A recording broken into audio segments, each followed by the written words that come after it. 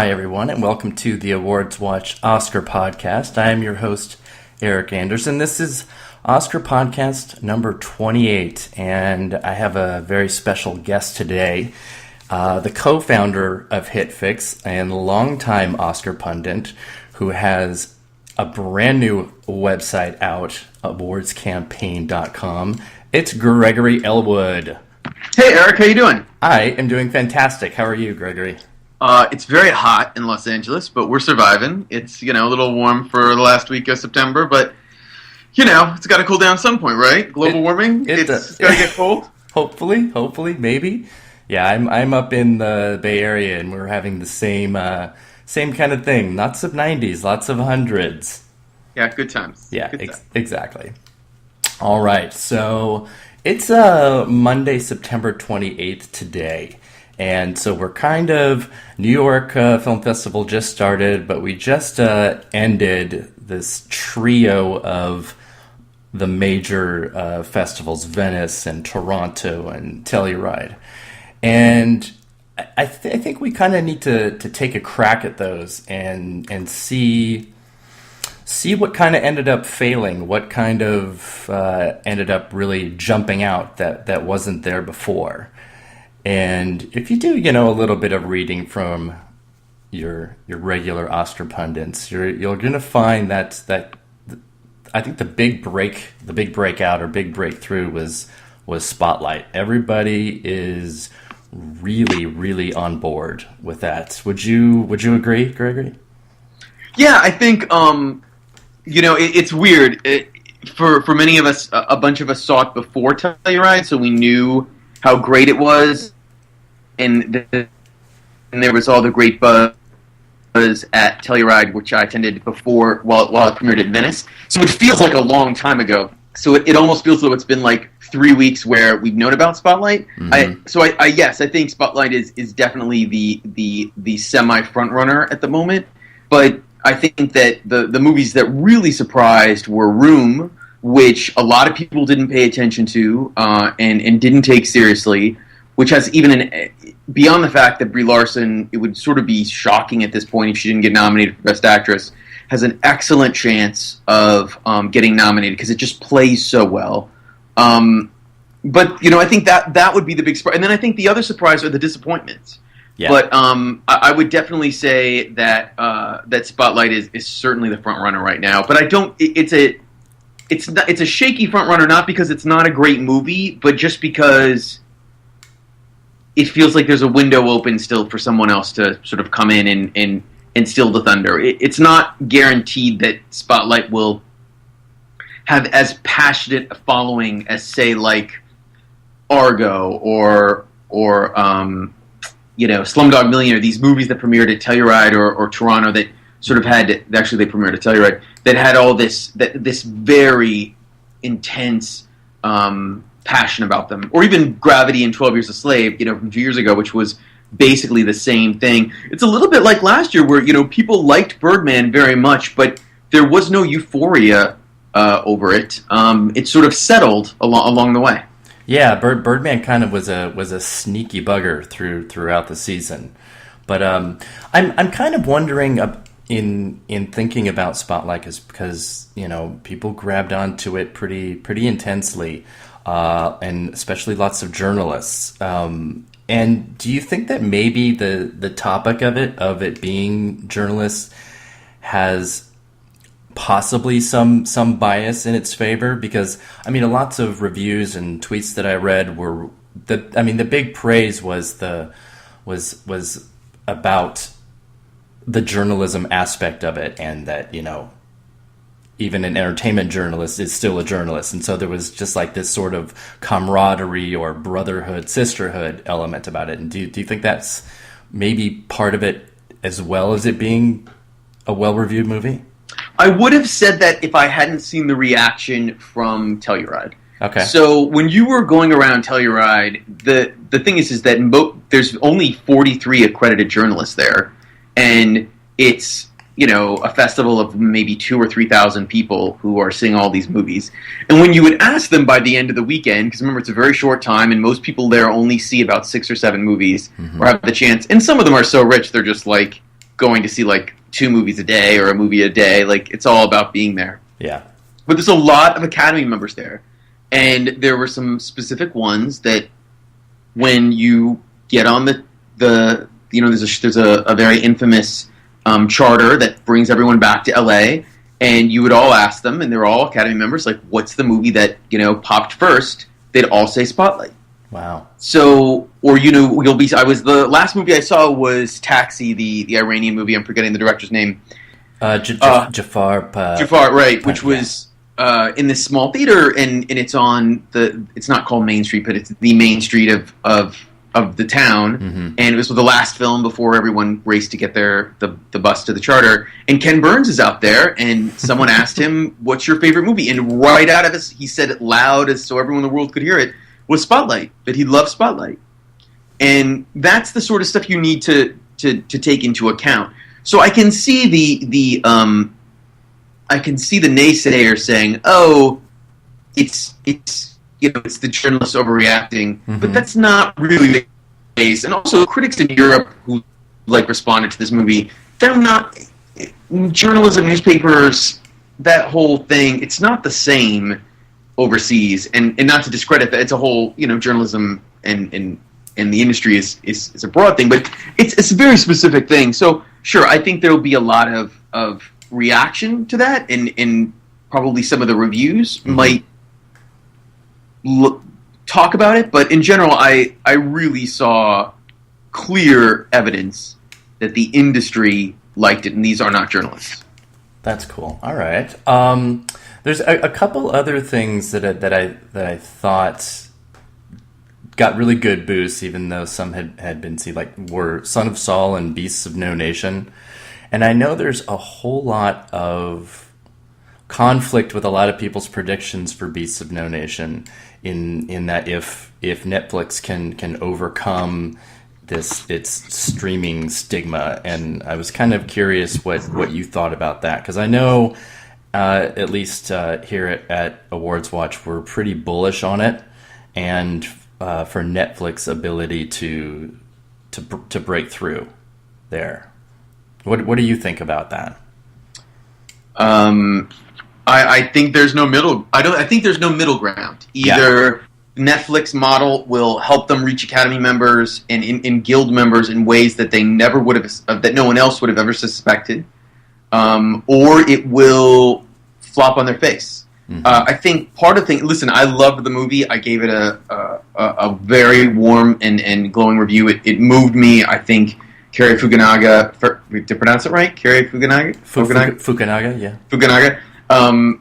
It is a director's masterpiece. Like his vision is so clear and it's so well done.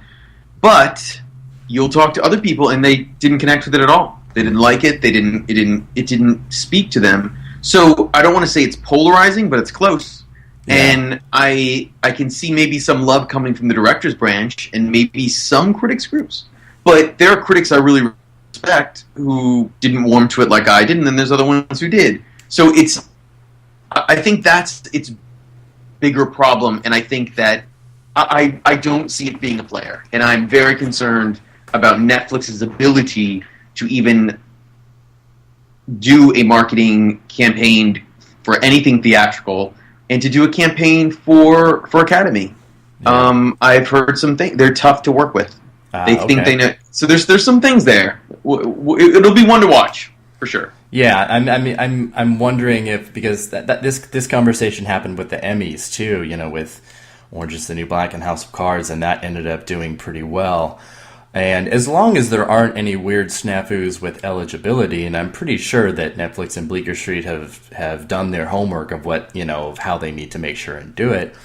I'm just wondering if the immediate streaming ability of the film gives it a bit of a an advantage over other movies that have, their theatrical release and then won't see a screener for, maybe a few weeks or a few months later. Maybe that would be a good thing. In its favor. It is. If they were, listen, I don't know their plan yet. If they're going to, if they can, they should send screeners right away, and time it with the, or at least maybe a week after with the on Netflix date.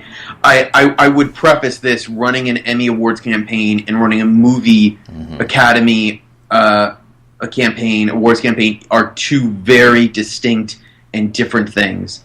And there's a lot of different minutia for both of them, and a lot of different rules that come into play, and how you market, and how there's a lot of arguments that say that all of the marketing that you do for the TV campaigns don't mean anything, that nobody pays attention. It's just this select group of voters. But awards campaign and Oscars are different, and Oscar voters and Academy members actually look to many articles and the press, often they won't admit it, to sort of give them a hint of what they need to watch. And it's a little different for television because it's shows that are on every week. Yeah. And that's why sometimes these new rules that just happened with the Emmys, it was one reason why all the popular shows won. And also shows on HBO, which a majority of the TV Academy watches. Yeah. And I just think they're two different things, but I think for Netflix, I'm just very, very concerned about their ability to wage the campaign. I'm just very concerned. Yeah, it'll be a really, really cool year to see if it is, because this is their first try. So I'm super curious about how that works out. And part of it is I don't know if they care enough. And it's the biggest deal of all. I don't think they care about Oscars. They care about filmmakers, and they care about people wanting to keep Netflix. So they're like HBO. I mean, it's. I don't know how important it is for them. Yeah. Oh, and then we haven't even realized the old school guard who will see the fact that it was on Netflix at the same time and saying no. Sure. TV. Oh no, there'll be absolutely a whole contingent, that can barely run the internet on their computer, so that might be a whole difficult scenario in it of itself. And by the way, there's one other thing that has not been talked a lot about this movie. Okay. It was shown to a lot of other distributors who could have picked it up, yes, knowing that it could have been awards, and they didn't take it. And they respect it, and they think it's good, but some of these companies that I will not divulge here, they do this for a living. And if they don't think traditional release is going to get them the awards campaign, which will help the box office, which will help them make money, why would Netflix make it any better? So, listen, Kerry got to make the movie he wanted to make. He got to make it with the budget, and I think it's an important thing, and I think it's great for him, and I think Idris is amazing. And the only thing that really helps Idris this year is, and this is sad. It's sad. Is there are very few performances from any minorities this year that would even qualify in the award season. Yep. And he has a chance there, and he's also due a nod. So, he's been due for a while. So we'll see. Yeah, it's when you look over the list, it is definitely starting to look like an Oscar so white year again. Oh, absolutely. In a major way. I think the really interesting thing is, when does Beast go on Netflix? Isn't it only in 3 weeks? October 16th. Okay, so we're talking 2.5 weeks. Are you seeing any marketing anywhere? Are you seeing anything that's hitting you over the head that it's coming? No. Because I'm not. No. And that's what you need to know. Anyway. No, that's enough about that. You should do a whole podcast after it comes out, just to. I think so. I think there'll be enough. There'll be a lot of conversation and think pieces about that film in Netflix for sure. Yeah. So let's get back to what you're talking about with Room, because that won the People's Choice Award. It did, and I think to the surprise of quite a few people. Brie Larson herself, who is totally amazing, and she's gonna run a Twitter campaign for herself that's going to blow everybody away. She's the best. I think she's incredible. She is. Twitter campaigns don't win Oscars, but yes, they don't. They don't win, but she's great.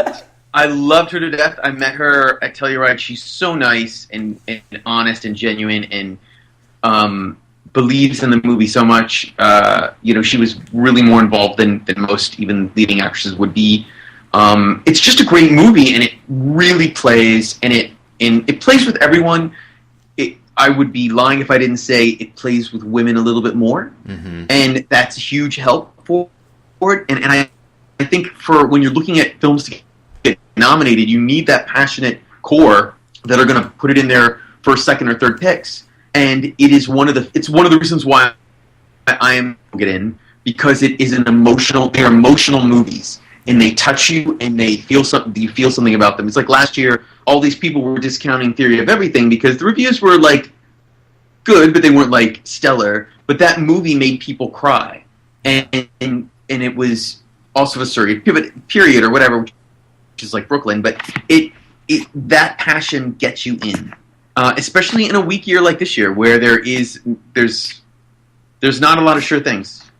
It is. This has been, I mean, in the years that I have done this, both as, hobby and work, this has been one of the strangest, most open years in quite a while. There's so little to grab onto, but that's fun. I think it's the most fun when it's like that.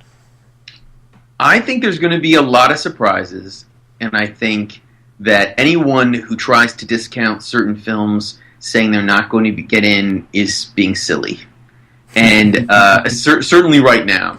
Yeah.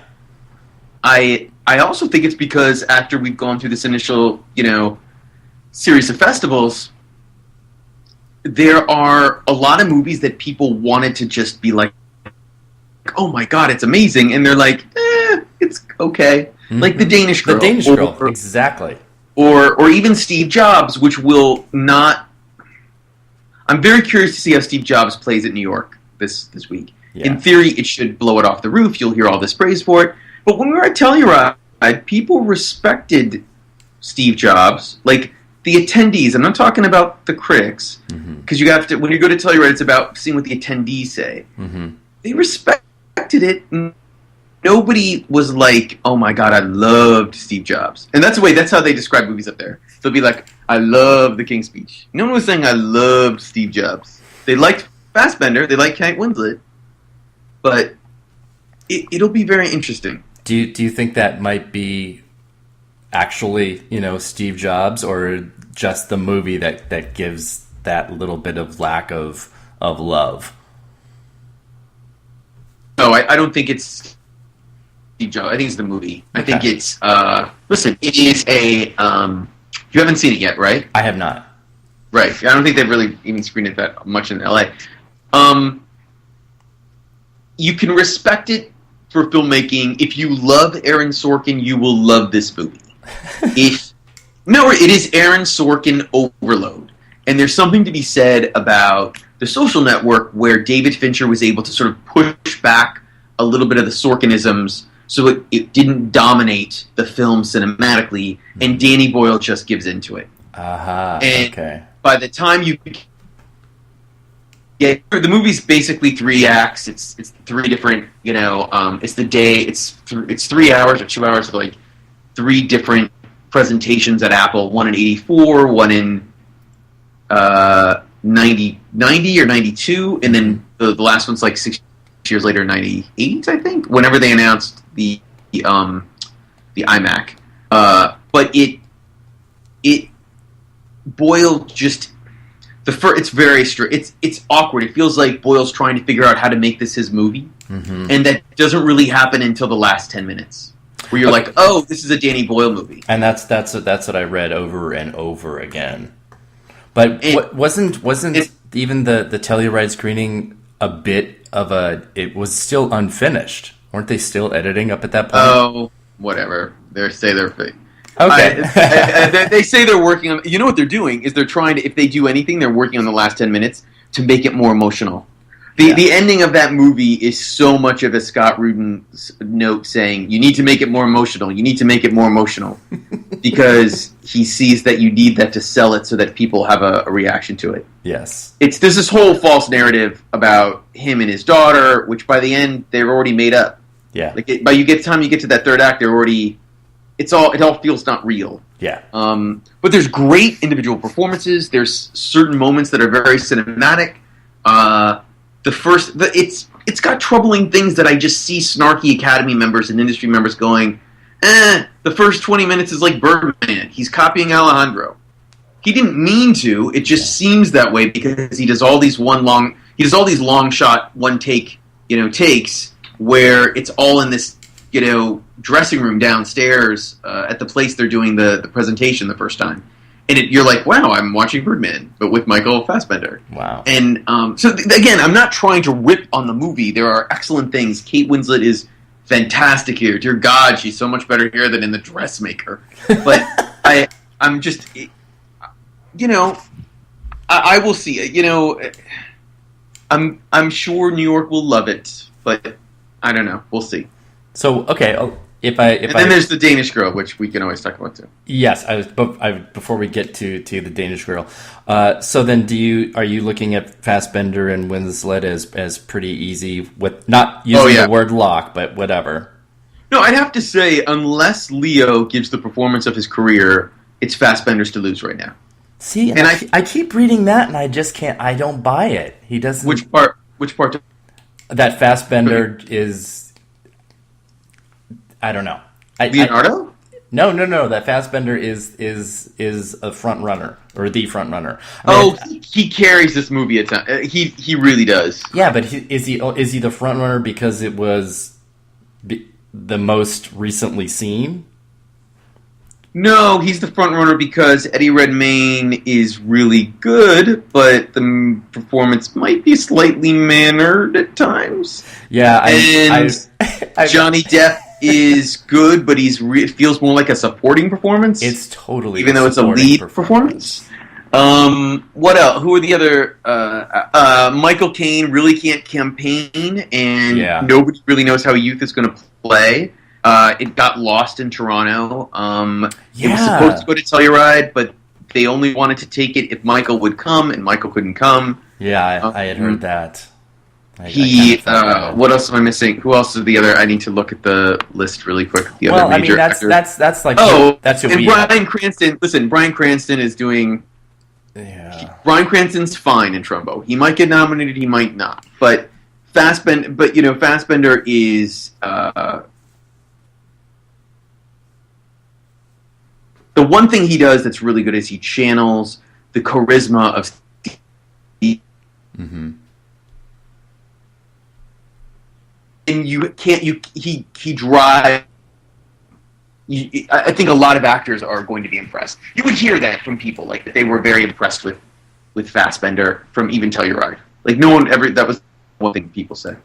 Yeah. Well, I mean, those are the top 5 actors that we have too: DiCaprio, Fassbender, Redmayne, Caine, and Depp.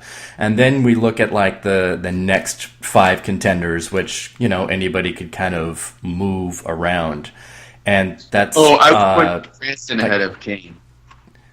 Really?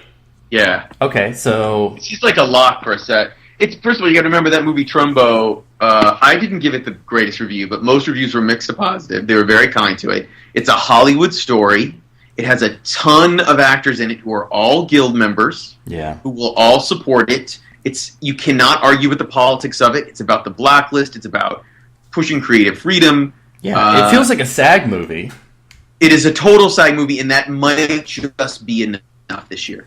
That might be enough to get, and also Brian has a lot of friends in the Academy now. You cannot discount that. Totally. And I'm telling you, I would unless there's euphoric love for Michael Caine, I think Cranston gets in. Or if Will Smith is somehow makes that South African accent work. Yeah, we've got one person from our Gold Rush gang that is pushing Will Smith. We do have still one person that has Tom Hanks. Abraham Atta has a lot of support.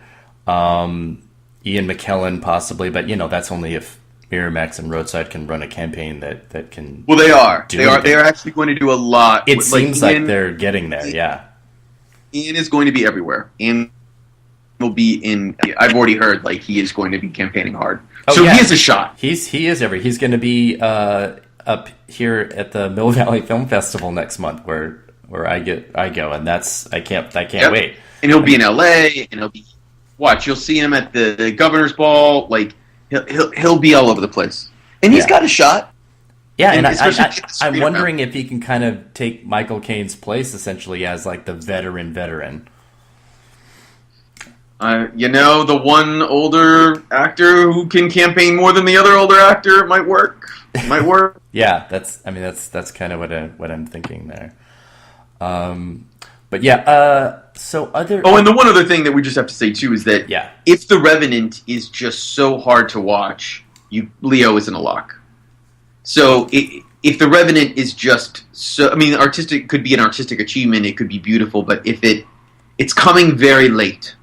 And it needs to hit with the voters right away, meaning they cannot. There's no time to sleep on it. There's no time to wait 3 weeks later and be like, but Leo was so great, like because you'll miss out on your chance. Yeah. So it has to knock out of the park right away.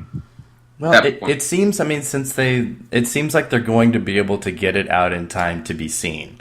It only recently wrapped, but that's what it feels like. It feels like they are extremely aware of the time crunch that they're under. They are, but that doesn't mean that they'll get the screeners done in time. Yeah. So that it's done, you get them before, they'll get them before Christmas, but it might be right before Christmas as opposed to when you really want to send them, which is 2 weeks before the beginning of December, so that they're already in that pile ready to go. Well, yeah, too, and because it's such a strange time of year that's already busy with doing so many other holiday things, and maybe the last thing you want to do is put in something that you're not going to want to watch with the whole family. Well, the other thing too is they really want people to see this movie in theaters. Yes. So by coming in so late, it's going to be hard to drive them to the theater. Which, by the way, I think people are making a big mistake with Hateful Eight, assuming that. Well, there's Hateful Eight's a whole podcast in itself, but. We'll see. We'll see about that. I just would say that if he knocks it out of if it's a great performance, he will win. Yeah, because the industry is waiting to give him something. He has the best narrative, really, of anybody that's in contention right now. He just slimmed down and shaved and cleaned himself up. He's ready to campaign. There is slimmed down. Yes, he slimmed down because why he slimmed down? Because he was out in the wilderness eating bark and trees, making The Revenant. That's why. I don't know. Were you thinking he did this on purpose? It was natural. There was no food out there. Yeah, but he's let himself kind of go a little bit tubby. So, but he looks kind of about 10 years younger than he has in the last year. So, which is amazing because he looked about 10 years older than he actually was. Exactly. Before then. So exactly. So he is here to play in a major way. So I feel pretty bullish on him. So that actually leaves a couple of things, since we're kind of talking right now about things that are unseen. And there's not really a whole lot. Bridge of Spies is going to be at New York. Right, and they're showing it on Sunday. So that'll be out of the way. And then after that... We're recording this on Monday, the 28th. Yeah. So by a week from today, everyone will have seen Bridge of Spies. Yes. And I already know some people who've seen it. So yeah, it already has 100 on BFCA, but that could be just a couple of people. So, but wait, you have to tell me what this is. There's a BFCA internal chart that yes. Oh, hilarious! Oh yeah. So we keep track of that really closely, and it started out with a 100, so it can only go down from there. There's nothing like the arbiter of taste, the Broadcast Film Critics Association. No offense. No offense. I know. We teased them mercilessly. Sure, I'm sure they gave 100 to Transformers. But anyway, go ahead. Exactly. But so that we have we're getting now just a few things that are unseen. We've got The Revenant, Bridge of Spies, and that'll be done and seen next week.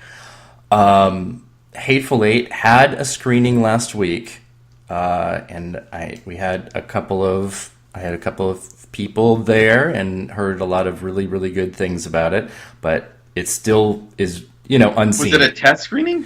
It was a bit of a test screening, so it had like it had the overture and the intermission and the length, but music I think was unfinished. Wait, so I have not heard about this. So there was a Hateful Eight screening, yes, for press or friends of Quentin, or what was this for? It was semi-industry. That's all I really know. That's all I really know. Interesting. Okay, yeah. There hasn't been a lot written about this, so I haven't heard about it. So yeah, and it was generally pretty positive. But I was just trying to figure out category placements and like who was good and who was a standout, and is Jennifer Jason Leigh finally going to get something? And it looks pretty good, but again, it's going to be at the end of the year. It's got to be finished and seen. Were they told that this screening it was unfinished? I don't remember seeing if they were told that or not. I have to look back at my messages. But well, if it's done, then they have more than enough time to get screeners out early. They are supposedly not going to AFI.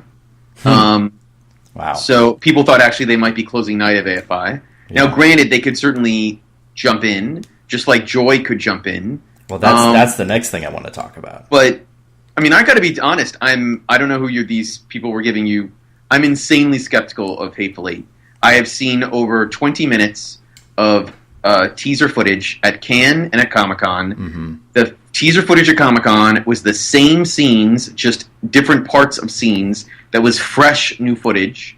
It all takes place in and I know there's a twist, but it looks like just a winter version of Django Unchained. And there's nothing wrong with that, but I don't know. Listen, if Quentin is such a brand that Academy voters just go, check, okay. Yeah. But I'm a little skeptical. I'm a little skeptical on this one. I'm not a hater. No pun intended. I just don't believe it. Yeah, no, it's that it makes sense, but I'm really curious about that too. But well, okay. Speaking of name checking, that's gonna take me right to Joy. Joy, because over at AwardsWatch, it has been the number one slot in Best Picture for predictions since we started this year's predictions in April. We have Russell in director at number one, and Lawrence. What? Yep, and Lawrence in actress at number one. And I'm really kind of surprised at some of the predictions that I've seen that either have it so low or just don't even talk about it like it's something that's not happening. And I think that's really risky and kind of crazy, especially when you consider Russell's history and how good it is. I'm just kind of baffled by it. So let's start with the positives. Yeah. So if Jennifer is great, she's going to get a nomination. If she's amazing, she has an excellent chance of winning. I wouldn't put her in the lead right now. I can't remember who. I don't have anyone in the lead right now. I only play with sort of getting the nomination. I think Brie could sort of be the fresh face that sort of trumps Jennifer. Also, I don't know if Jennifer cares about winning a second one as much, so she could also give a lot of signals to the Academy. Don't vote for me. Sort of like what she did, by the way, with... I felt like that's what she did with American Hustle. Yeah, she did the same thing. So I think if the movie's making money and it's a hit, and they don't need her to win to help the box office, mm-hmm. and it sounds silly, but these conversations sadly happen. Yeah. I feel as though she might just be listen, I don't need to have won my second at 26 or 27. I mean, she's 27 by then. But I really do think that she would be no, give it to Brie, or maybe Kate should win her third, or Charlotte Rampling, who's amazing in 45 years. Yes, she is. So the only problem with Charlotte is, and just a side tangent, is she, God knows how much she'll even campaign, and that's a big deal. She's pretty much not going to at all, but Tom Courtenay is going to be everywhere, and he already has been. He's really working the circuit. Yeah, but he can't win that for her. Nope. He can't. He can't. No. And also, I've seen people say she's going to campaign a little bit. I was talking to them, but I don't. We'll see. We'll absolutely see. I'm not sure where you're reading. She wasn't going to do anything, but it just might not be enough. That's just my thought. That she's just not going to care enough about it. We'll see. We'll see what happens. And also, the BAFTA contingent will be huge with that, possibly with her. Sure. I mean, she's never even gotten a BAFTA nomination before, but this could be like her big thing. The British contingent of the Academy. Yes. Okay. Would be the one to get through. But so that's the positive joy is absolutely Jennifer. She's golden. Yeah. David O. Russell rewrote a script, and I need to look up her name because I want to. Annie Mumolo. By Annie Mumolo, who's completely rewrote it so Annie has no credit at all at this moment. Lost in WGA arbitration. Annie is a former Academy Award winner, and everyone loved that. It was written, it was sent out to production companies, it was seen on the D-list across town. People thought it was great. No one thought, oh, this is an interesting idea, it needs to be completely rewritten. He rewrote it so he could try to win an Oscar. Yeah, and by the way, he's trying to win one badly. And by the way, everybody knows this. Yeah. This isn't like this isn't just something a little group of press knows. Every fucking excuse my language of the WGA, like they're hearing about it. And it does not sit kindly with them. Yeah, but that didn't have any impact with John Ridley in 12 Years a Slave. No, that's different because John Ridley didn't get kicked off. It doesn't matter that Steve McQueen rewrote most of it. Yeah. John Ridley won. Annie is not on is not the credited screenwriter anymore. She has a story by credit, which is not the same, but she still not has that. The same. Yeah. And I'm telling you, this did not go well. It's not seen as a positive. Sure, but even before he had any type of Oscar history, he had a really horrible reputation as a director that was incredibly hard to work with, and that didn't matter. Each movie he's had has increased in box office and increased in nominations. Right. American Hustle did make more than Silver Linings Playbook, but it also had bigger stars. So let's not take that out of account. It was also a much more poppy movie than Silver Linings Playbook, which, by the way, opened in limited, never opened wide. Mm-hmm. I mean, it went wide, but it never. That's two different marketing campaigns, and Jennifer was an even bigger star by the time that movie came out. Totally. I'm just looking at his trajectory. Yes, and I'm telling you, there have now been 3 campaigns where he goes to all these events where Academy members are, and he gives these same speeches that increasingly be seen disingenuous. Mm-hmm. And listen, I hope it's a great movie. I loved the teaser trailer when I saw it at CinemaCon. I thought the new trailer was okay. The teaser trailer was amazing. I am telling you, the love for him is not what you think. And if you're in the Academy, you're making a big mistake. But if it's a hit, if people like it, I'm sure you can get nominations. The idea it's going to win Best Picture, I would $1,000 down.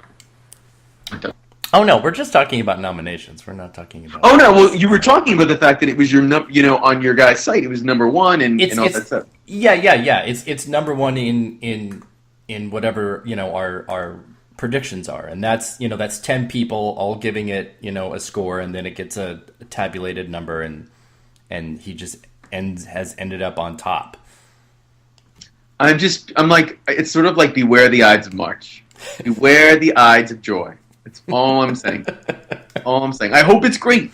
I really do. I'm slightly concerned. Oh, I mean, I hope it's great because it looks really good, and I want it to be a good movie, but I also think it would be really awesome if it did really well at the Oscars, and we got to say we picked it early. That would be totally awesome. Well, okay. I'm just looking at it from a purely selfish academic standpoint. All right. Well, okay. I understand that. All right. I'm by it. All right. So What else are you looking at though in Best Picture? We haven't really mentioned Carol. What are your thoughts on Carol and just overall awards ability? I think Carol has a shot to get a nomination. I think Carol is going to need a lot of critical love. Carol was sort of the inside Llewyn Davis of Telluride this year, which I sort of predicted at Cannes. Mm-hmm. Carol is a movie, it was a really muted response from Telluride. Very muted. Carol is a movie that many critics go in wanting to love. Mm-hmm. They love Todd Haynes, they love Kate, they love the subject matter, and, that has influenced some of the reviews, and it hasn't influenced others. I mean, if you look at Metacritic, it has like a 93 or something. Like, it's crazy. It's really high. It's not his best movie. And it has a great final scene. There's some clunkiness in it that I think is going to affect screenplay. Mm-hmm. Also, it's an adapted screenplay, so I think it's got problems there because it's so competitive. But I think Kate is great. I think Rooney is very good. The idea she won Cannes was jaw-dropping for everyone who was there. Yeah. But we'll see. It depends how much. In theory, in the old days, this is not even old days, maybe 2 years ago, this is a movie that Harvey would, push down the Academy's throats and figure out a way to get a nod. Yeah. I don't know if he has the money to do that this year, and that money may go to Hateful Eight. But I'm just telling you, the reaction is muted, and it may just be a Kate and Rooney costumes sort of thing. Interesting. Well, kind of almost like Far From Heaven ended up. Except Far From Heaven's a better movie than Carol. Yeah, I mean that's what I've heard. So that just tells you in comparison, like, well, that's what Far From Heaven got. What would Carol get? Yeah. All right. What are we also haven't talked about Danish Girl. No, we haven't. We can go to that right now. If you want to. Yeah.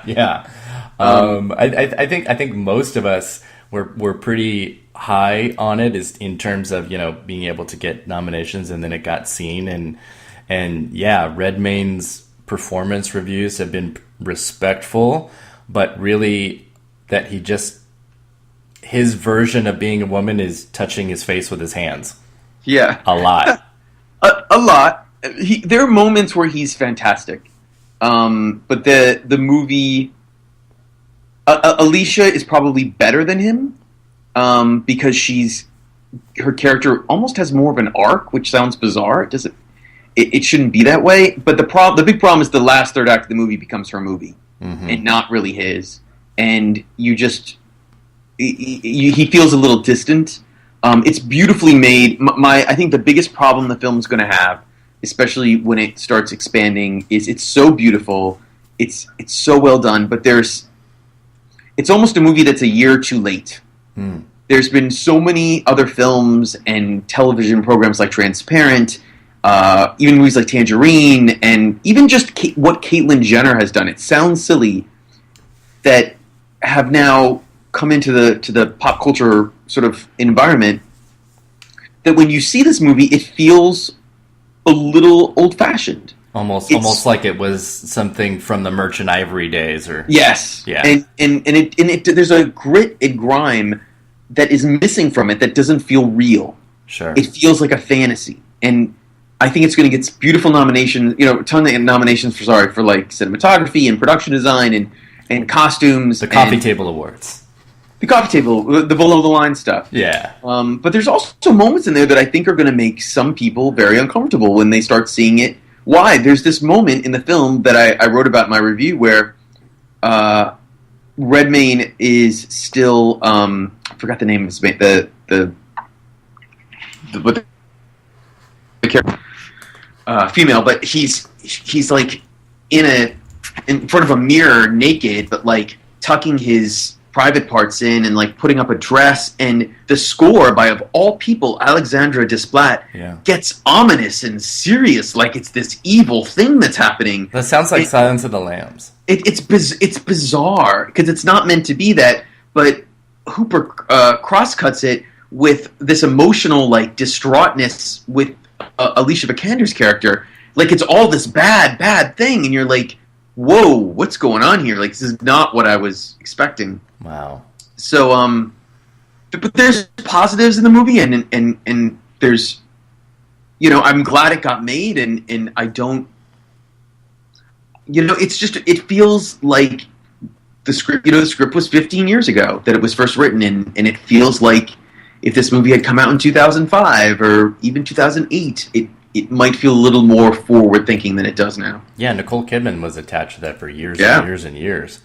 I don't know how she would have played it, by the way. Yeah, I'm actually so glad that didn't happen. As much of a huge stan I am for her, I'm just like, no, that's not good.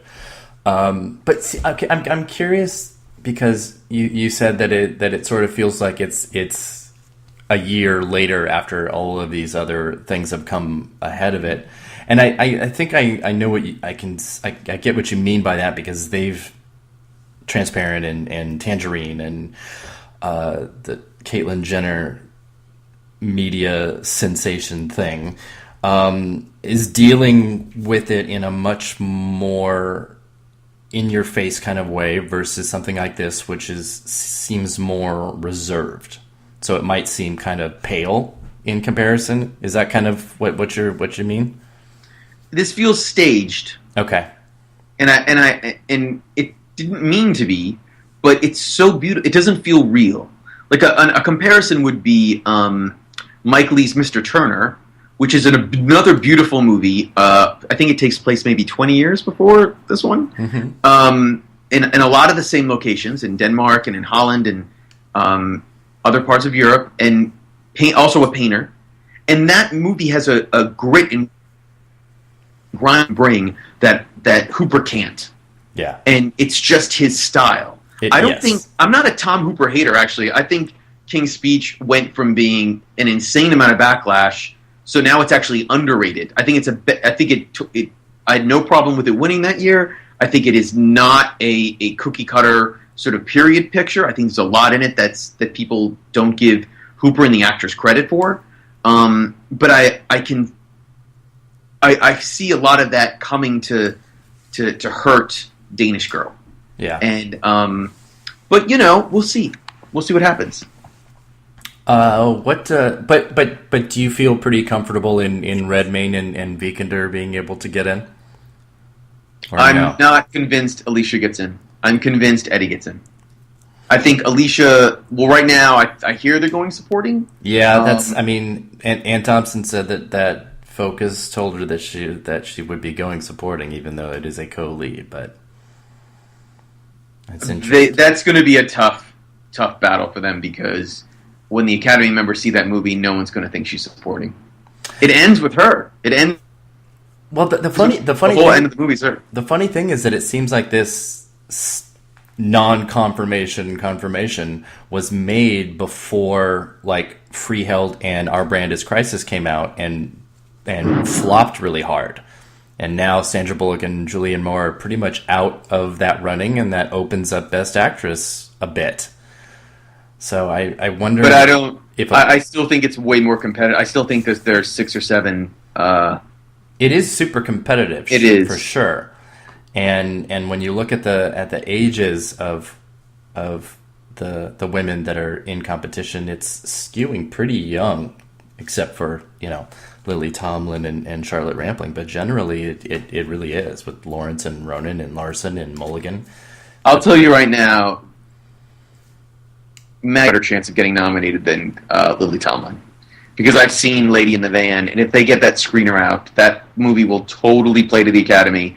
It's Meg's best performance since Gosford Park, and I'm not a Maggie stan in any way. Mm-hmm. I'm just telling you, SPC now knows what they have, and there were very few screenings of Lady at TIFF, and it got lost a little, but they're releasing it at a good time, and I would say don't be surprised.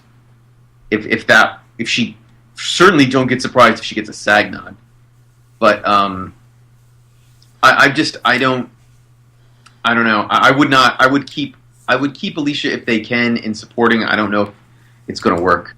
Yeah. And the other thing too is it's sort of stupid, because as great as she is there, if they let A24, campaign her for Ex Machina or Ex Machina, she would have an excellent shot of getting in. So, yeah, I think that would be pretty awesome, and they should be able to do that. SPC did get the grandma screener out this week, though. Okay. So just saying. Don't believe it. I'm just pushing for it. I would love for Lily Tomlin to get in. I'm not. I had her in for a little while at my number 5, but it did not last too long because I had to be a little more realistic. So hey, we'll see what happens. Anything's possible. Exactly. What about Son of Saul? We have that in our top 10 for Best Picture, but it's just like right down at number 9. Such an interesting question. I love Son of Saul. I loved it when I saw it at Cannes. I'm really glad it got such a great response at Telluride. I was very worried about it. It got a really good response from critics who finally saw it at TIFF. Yeah. I'm sure it's going to play well at New York Film Festival. I'm glad it's getting this second life because there were some people who tried to... There were some European critics who sort of went after it, I thought, a little strong. I think there's some European critics who are a little over the World War II movies and their countries being perceived so badly. Yeah. But I think it's great. And I think that, in theory, it should be a foreign language.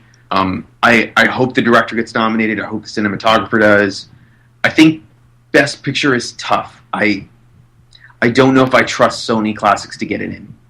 Well, then it's possible, but I think that they're not the sort of studio that can make that argument, as opposed to it's not Amour. It's one person. Amour was a very special case for them. And also, listen, if Son of Saul wins like film critics and New York film critics, that changes everything. Yeah. Like it absolutely has a shot.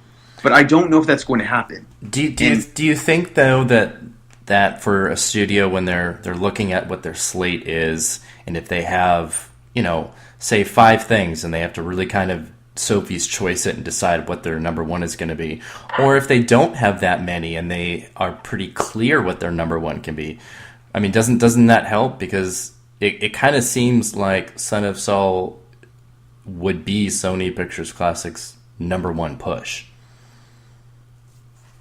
But that doesn't mean they can still get it in, though. True. Sony Classics is great at what they do, and they are great at getting nominations, and they are great at taking something that is a slam dunk, and like Julianne Moore and Still Alice, and going all the way. Yeah. I am just concerned that I don't know if you need so much campaigning and special given to a movie like Son of Saul to get a Best Picture nomination, even in this sort of field. And I just don't know if they have the resources to do it. Yeah. Searchlight, Focus, even the Weinstein Company would drive his employees. Harvey would drive his employees to want to go into institutions because they get away from me to work that. But that's not really their style. Yeah. But listen, nothing would make me happier than for it to get a Best Picture nomination and for people who would never have gone to see it to go see it. And I think that's what's the amazing thing about the Academy Awards is people end up seeing movies that they never would have seen if it didn't happen. And I think the perfect example is Whiplash. Mm-hmm. Whiplash got those nominations on its own. It got it because the movie was good. It didn't get it because Sony Classics ran a great campaign. They ran a horrible opening campaign for that movie. Yep. It was terrible. And the idea that the movie got what it did on the box office is only because of word of mouth and because it stuck around in award season. I'm telling you, if another studio had that, it would have been a legit shot to win Best Picture. And they can't do it. It's just not in their mantra. They're good at non-Best Picture. I agree. They're good at getting acting and screenplays and stuff like that. But they do have a hard time going for winning the big one. They can't win the big one. Yeah, I don't think. And this is. Listen, if this was a year where they had Spotlight, I might be like, well, maybe they could pull it out. But I actually trust the consultant in Open Road more to win a Best Picture Oscar for Spotlight than I do for Sony Classics if they had it. And I don't mean to rip on them. I love those guys. They're so important for the industry, but you're good at what you're good at. Yeah. And the Open Road, it comes from that was the Lionsgate, right? No, Open Road Films. Yeah. No. I mean the head of Open Road came from Lionsgate. Yeah, he was somewhere else before. Yeah. But yeah, I don't know if it's really him. It's more their publicity team and the consultant they have on the movie. True. True. And I think that once she realizes this is her, I think she already knows, like, this is the one, all her resources will go towards that.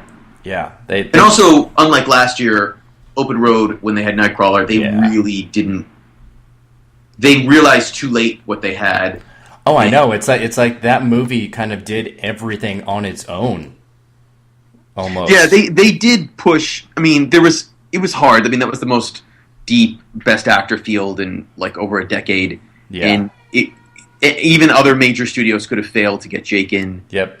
Jake would, by the way, would probably be that performance this year would be like the lock to win it all. That's how tough last year was. That's just how timing is. Timing is just so crazy.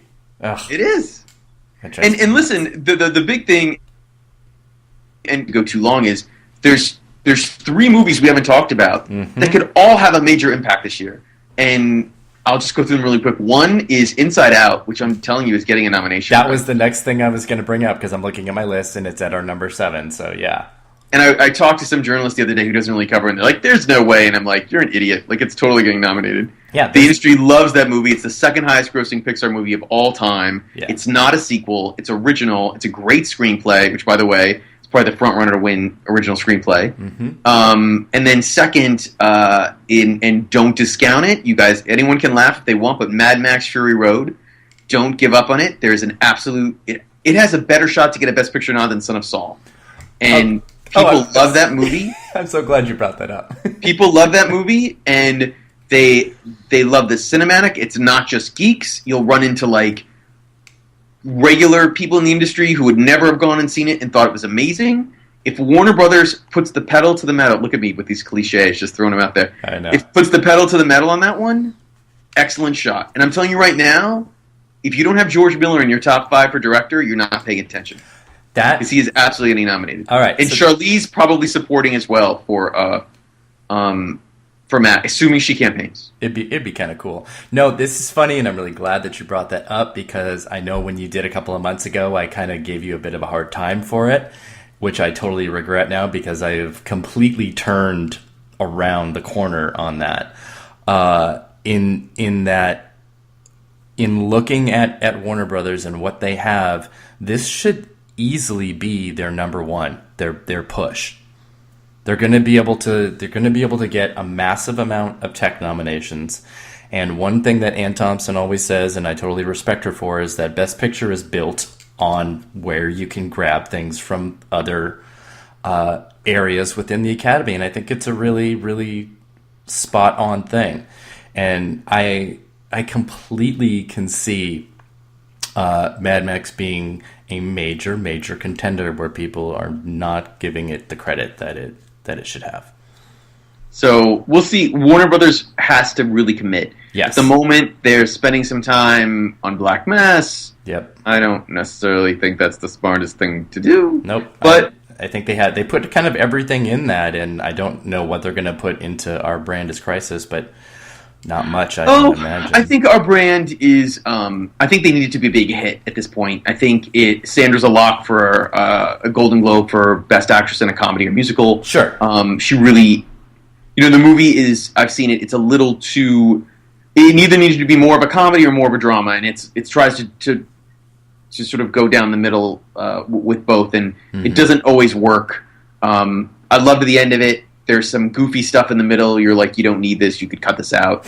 I don't know why. But it's to make it play better so that it makes money.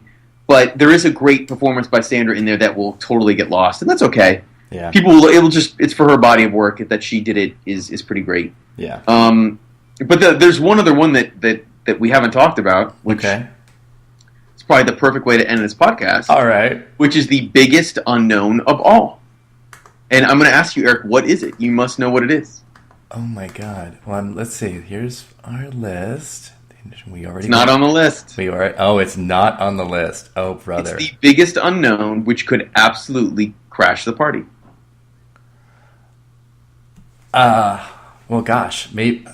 All right. I don't want to say In the Heart of the Sea, but maybe. No, it's not in the heart of the sea. Okay, good. No, it's not in the heart of the sea. Because we haven't. I think Ron Howard and his business partner, why am I forgetting his name? The producer, Brian Grazer. Brian Grazer. I think they have an awards movie.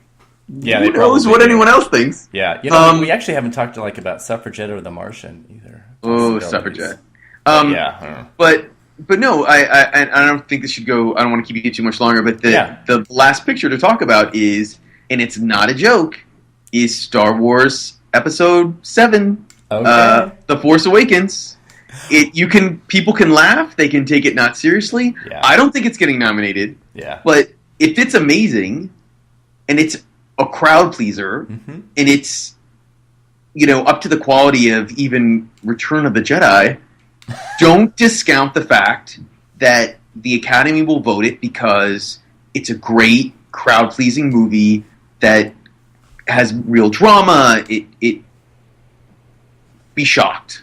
It absolutely has a shot. Okay. We do have actually one member of our Gold Rush does have it in his number 10 slot, and he's had it there for a while. So we'll have to see. But by the way, if it's J.J. Abrams, normal J.J. Abrams, and it's just a good Star Wars movie, like if it's like Mockingjay quality type stuff, then okay, you've got nothing to worry about. Yeah. But if there's any hint of specialness about it, I'm telling you, don't be surprised if it gets a nod. I can see it. I also worry that there is so much anticipation for it and expectation for it that it's going to be kind of difficult for it to meet that. That would be my only concern, I guess. I actually think the industry has lower expectations than the public, though. Okay. So sure. I think you have to look at it from that perspective. I would say the industry looks at the movie and says, "Oh, it's another Star Wars movie. I'm so excited that my old friends Harrison Ford and Carrie Fisher are getting work." But is it good? And if it reminds them of the original ones, remember the first Star Wars was nominated for Best Picture. Yes, it was. So and that was only 5 nominees. It's going to open huge.